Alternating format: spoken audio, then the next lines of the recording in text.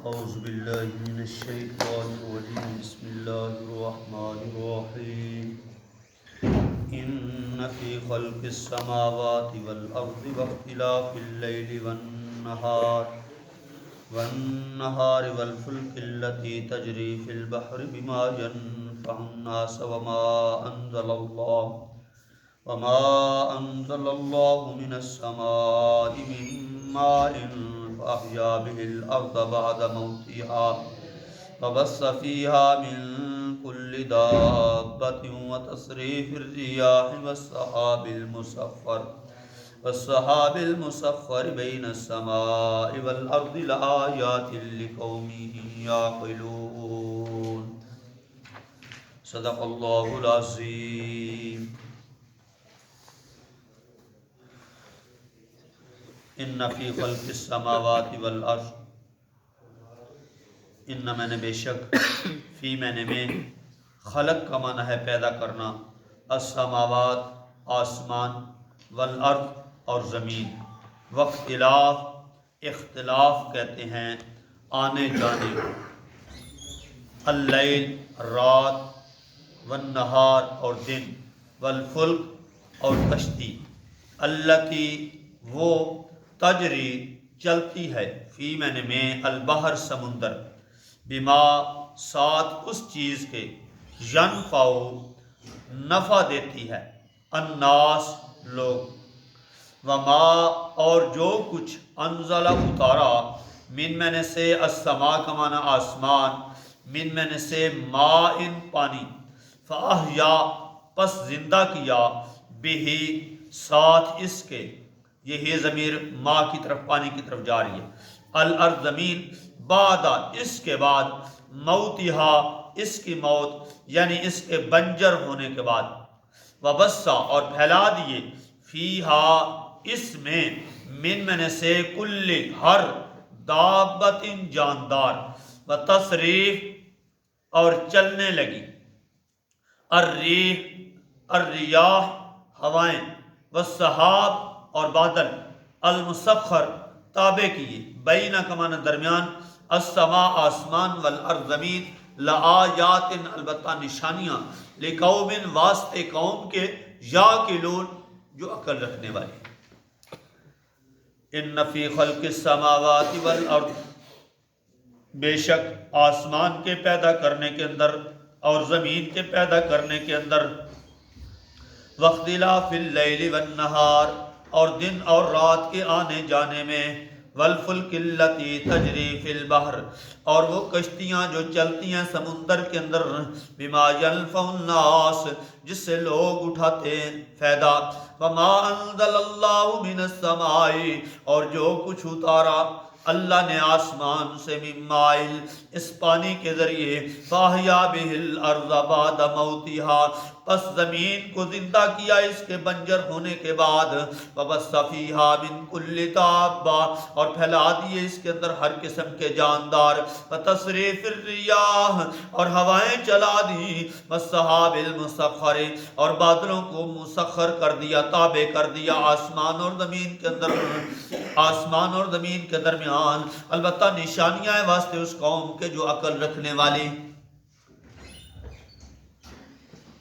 یہ پیچھے دعویٰ آپ نے پڑھا الہکم الہ واحد، اس دعوے کے اوپر یہ دلیل ہے۔ مکے کے مشرک نبی کریم صلی اللہ علیہ وسلم کے پاس آئے اور کہنے لگے ہماری اگر دلیل پوری ہو جائے تو ہم ایمان لے آئیں گے،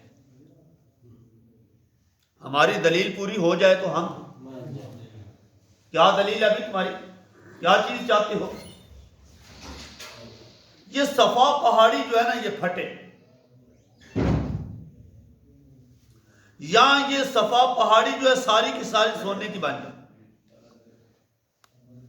کیا بن جائے؟ سونے کی بن جائے، اور یہاں سے گھوڑے نکلے اور یہ سارا سونا بن جائے، ہم پھر مالدار ہو جائیں، پھر ہماری طاقت بن جائے، پھر ہم آپ کے اوپر ایمان لے آئیں گے۔ اور پھر ہم ان کافروں کے خلاف جہاد بھی کریں گے آپ کے ساتھ مل کر۔ یہ مانگنے لگے فرمائشی معجزہ، یہ اسی انداز سے جس انداز سے صالح علیہ السلام کی قوم نے مانگا۔ نبی علیہ السلام نے ہاتھ اٹھا لی، یا اللہ میری قوم مانگ رہے، یہ سونا مانگتی ہے، یہ سارے کا سارا پہاڑ تو سونا بنا سکتا ہے، بنا دے، ان کو گھوڑے بھی دے دے، ان کو سب کچھ دے دے۔ اللہ نے جبرائیل علیہ السلام کو بھیجا، یہ محمد الرسول اللہ صلی اللہ علیہ وسلم یہ امت کے لیے رحمت بن کر آئے، باقی نبی آئے تھے وہ پیغام پہنچانے کے لیے آئے تھے، لیکن یہ نبی آیا تربیت کرنے کے لیے، یہ نبی تربیت بھی کرنے والا ہے اور نبی رحمت بھی بن کر آیا ہے، اور نبی اپنی امت کے لیے استغفار کرنے کے لیے بھی آیا۔ اللہ نے جبرائیل علیہ السلام کو کہا، جاؤ میرے پیغمبر کو جا کر یہ بتا دو کہ یہ قوم ایمان نہیں لائے گی، میں اللہ جانتا ہوں۔ دوسری بات یہ ہے، اگر یہ ان کے فرمائشی معجزے کے مطابق میں نے ان کو دے دیا تو میرا یہ قانون ہے، میرا یہ طریقہ ہے کہ پھر میں اس قوم کو جب وہ ایمان نہیں لاتی تو میں تباہ و برباد کر دیتا ہوں۔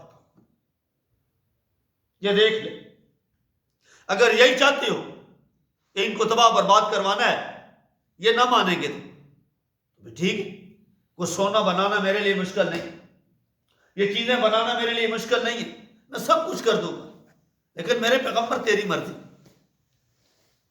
نبی علیہ السلام نے اسی وقت پھر دوبارہ ہاتھ اٹھا، یا اللہ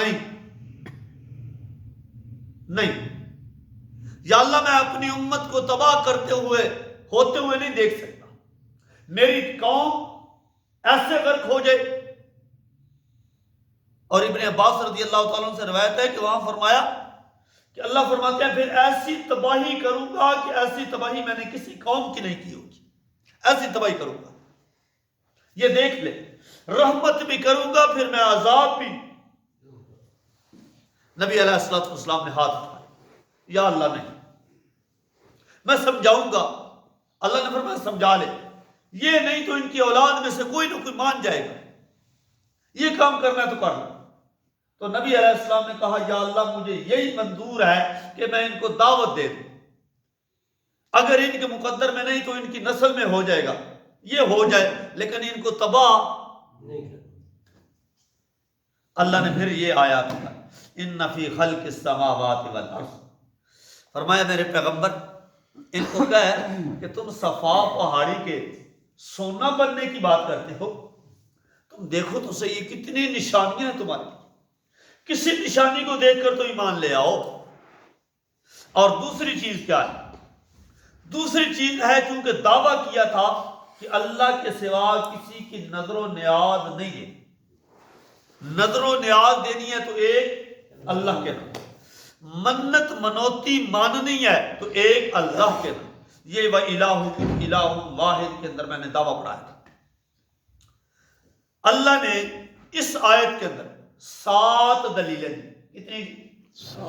7 دلیلیں، اور وہ دلیلیں دی جن کو مشرکین مکہ کا عقل بھی مانتا تھا کہ یہ واقعہ وہی کرنے والا ہے۔ اللہ فرماتے ہیں جب یہ میں کرنے والا ہوں تو پھر لہذا نظر و نیاز میری بنتی ہے کسی اور کی۔ وہ 3 چیزیں کیا ہے؟ ابھی میں تھوڑا سا اس کو کھولتا ہوں 2 منٹ کے لیے۔ 3 چیزیں سمجھیے گا۔ پہلی چیز یہ ہے کہ زمین کی پیداوار، کیا چیز؟ زمین کی پیداوار، جس میں غلہ بھی آتا ہے، جس میں پھل بھی آتے ہیں، جس میں کپڑے وغیرہ بھی آتے ہیں۔ یہ کپاس پیدا ہوتی ہے تو کپاس میں کیا بنتا ہے؟ یہ پھل، یہ نباتات، یہ اناج، تو اس کے ذریعے بھی نظر و نیاز دی جاتی ہے۔ چاول زمین سے تیار ہوتے ہیں تو یہ چاول پکا کر ہم کیا کرتے ہیں؟ نیازیں دیتے ہیں۔ دوسری چیز کیا ہے؟ جانور۔ کیا چیز؟ جانور، کہ جانور جو ہیں یہ بکرا، یہ مرغی، یہ بھینس، یہ بھینسا، یہ گائے، یہ بچڑا، یہ جو ہم کسی کے نام کی نیاز دیتے ہیں، تو فرمایا دوسری چیز یہ ہے، اور اس کا تذکرہ بھی اس آیت کے اندر ہے۔ اور تیسری چیز کیا ہے؟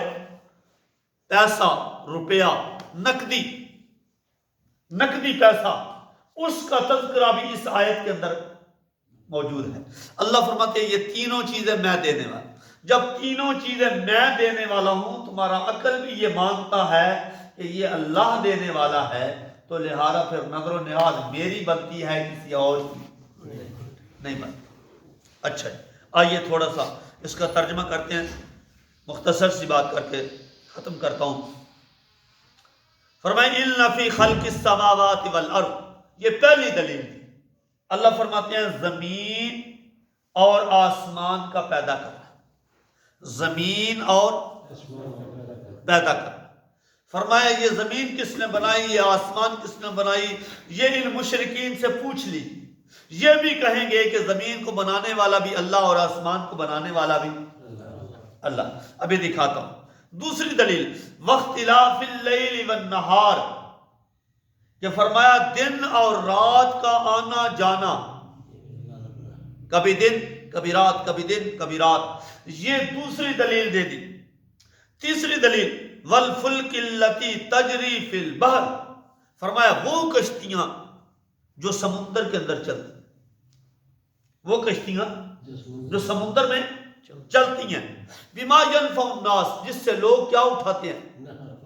فائدہ اٹھاتے ہیں۔ یہاں سے مال لادا، دوسرے علاقوں میں گئے، ادھر سے لادا، ادھر لے گئے، ادھر سے لے کر ادھر چل پڑے، تو فرمایا حالانکہ پانی کے اوپر تو کوئی چیز بھی آ جائے تو وہ ڈوب جاتا ہے، لیکن اللہ کریم فرماتے ہیں هو الذی یسیرکم فی البر والبحر، میں چلاتا ہوں تمہیں سمندر کے اندر، فی البر والبحر، خشکی میں بھی چلاتا ہوں، پانی میں بھی چلاتا ہوں، یہاں تک کہ تم کشتی کے اندر بیٹھ جاتے ہو تو کشتی بھی بڑے مزے کے ساتھ تمہیں لے کر چل رہی ہوتی ہے، تو فرمایا میں ہی اس کشتی کو چلانے والا۔ اور دوسری چیز، میں ہی ہوں بحری بیڑوں کو چلانے والا، تو لہذا اللہ کریم فرماتے والفلک التی تجری فی البحر، یہ تیسری دلیل۔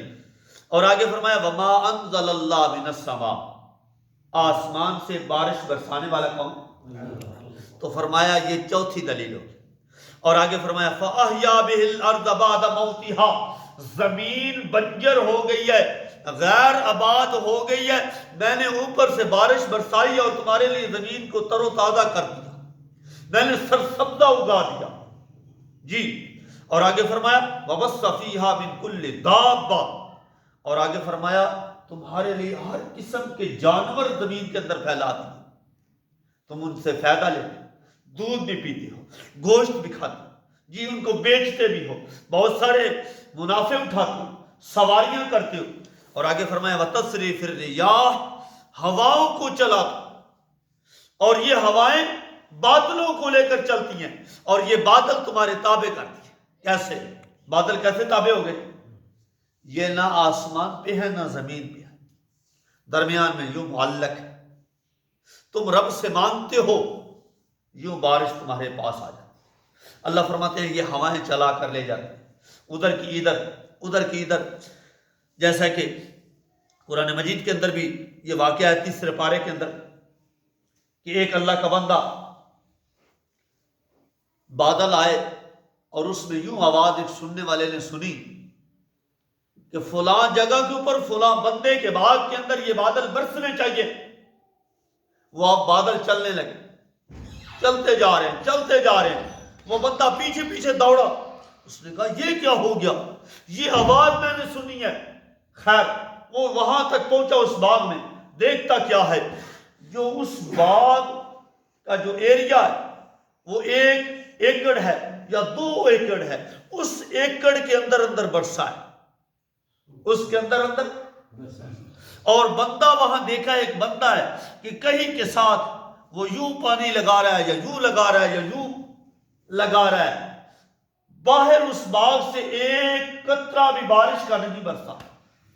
خیر بادل چلا گئے، واپس ہو گئے، وہ بندہ اس کے پاس گیا، کہنے لگا تیرا نام کیا ہے؟ کہنے لگا میرا نام یہ ہے۔ تیرے باپ کا نام کیا ہے؟ میرے باپ کا نام یہ ہے۔ اچھا یہ بادل تیری زمین میں برسے ہیں، مجھے تو یہ بتا کہ تو کیا عمل کرتا ہے جس کی وجہ سے بادل تیرے باغ میں آ کر برسے ہیں، کہیں اور نہیں برسے۔ اس نے کہا یار یہ معاملہ چھوڑ، جاؤ اپنا کام کرو، میں اپنے کام میں لگا ہوں، کیوں میرا وقت خراب کرتے ہو، جاؤ۔ اس نے کہا نہیں، میں نے بادلوں کے اندر سے آواز یہ سنی ہے کہ فلاں کے باغ میں جاؤ اور وہاں جا کر برسو۔ اس نے کہا اچھا یہ سونی لی، اس کا مطلب یہ ہے کہ تیرے سامنے میرا راز کھل گیا، تو اب پھر پوچھنا چاہتا ہے تو پوچھ لے۔ میں اس طرح کرتا ہوں، اس باغ کے 3 حصے کرتا ہوں۔ کتنے جی؟ 3۔ یہی مشکل کام ہے، یہی مشکل کام ہے، اور رب کی برکت بھی یہی سے ملتی ہے، رب کی رحمت بھی یہی پہ آتی ہے۔ فرمایا کیا کرتا ہوں، ایک حصہ اس باغ میں لگا دیتا ہوں اور ایک حصہ الگ کر لیتا ہوں، وہ غریب لوگوں تک پہنچاتا ہوں، ان کے گھروں تک پہنچا کر آتا ہوں، اور تیسرا حصہ میں اپنے گھر والوں کے پاس لے جاتا ہوں اور ان کو جا کر کہتا ہوں تمہارے حصے کے لیے، تو میں تو یہ کام کرتا ہوں۔ اس نے کہا یہی وجہ ہے، یعنی اللہ ان بادلوں کو بھی تمہارے تابع کر رہا ہے، لیکن شرط یہ ہے کہ اللہ کے حکم کے پابند ہم بنے۔ تو خیر، لآیات لقوم یعقلون، یہ عقل والوں کے لیے کیا ہے جی؟ اچھا یہاں تک تو یہ بات پوری ہوگی، لیکن ہم نے یہ سمجھنا ہے، یہ 2 منٹ کا صرف ہم نے یہ سمجھنا ہے کہ مشرکین مکہ یہ کیسے مانتے ہیں، یہ دلیل کیسے مانتے ہیں۔ آئیے کھولیے سورۃ یونس 11واں پارہ اور 192 صفحہ۔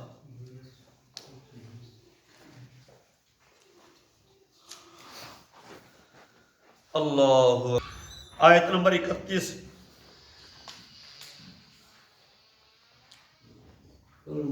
مل گیا جی؟ قل من یرزقکم من السماء والارض، قل فرما دیجئے من یرزقکم، تمہیں کون روزیاں عطا کرنے والا، تمہارا رازق کون ہے آسمان سے اور زمین سے؟ ام من یملک السماء والابصار، تمہارے کانوں کا مالک کون، تمہاری آنکھوں کا مالک کون؟ وَمَن يُخْرِجُ الْحَيَّ مِنَ الْمَيِّتِ، اور کون ہے جو نکالنے والا ہے زندہ کو مردہ سے، اور کون ہے جو مردے کو زندے سے نکالنے والا، یعنی انڈے سے مرغی اور مرغی سے انڈا، کافر سے مومن اور مومن سے کافر۔ وَمَن يُدَبِّرُ الْأَمْرَ، کائنات کی تدبیریں کرنے والا کون؟ فَسَيَقُولُونَ اللَّهُ، پس وہ ضرور بضرور کہیں گے کون ہے؟ یہ مکے کے مشرک بھی مانتے، اس لیے اللہ نے یہ دلائل دیے۔ فرمایا فَقُلْ أَفَلَا تَتَّقُونَ، پس کیا تم عقل اس سے ڈرتے نہیں ہو؟ فَذَلِكُمُ اللَّهُ رَبُّكُمْ، یہی تمہارا اللہ تمہارا رب سچا ہے۔ فَمَاذَا بَعْدَ الْحَقِّ إِلَّا الضَّلَالُ فَأَنَّىٰ تُصْرَفُونَ، کہاں پھرے جائے؟ تو خیر واپس آؤ۔ تو گویا کہ اللہ نے یہ بات سمجھائی کہ زمین کو پیدا کرنے والا بھی اللہ، آسمان کو پیدا کرنے والا بھی اللہ، آسمان سے بارشیں برسانے والا بھی اللہ، روزیاں زمین سے نکالنے والا بھی اللہ، پھل پھول نکالنے والا بھی اللہ، اور یہ کشتیوں کو چلانے والا بھی اللہ، اور پھر کشتیوں کے اندر جو منافع ہو رہے ہیں وہ سب کچھ دینے والا اللہ، جانوروں کو پیدا کرنے والا اللہ، ہواؤں کو چلانے والا اللہ، بادلوں کو چلانے والا اللہ۔ اللہ فرماتے ہیں جب یہ سب کچھ کرنے والا میں ہوں تو لہذا میری پیدا کی ہوئی چیز میری طرف لے کر آؤ، کسی اور کی طرف جانے کی ضرورت نہیں۔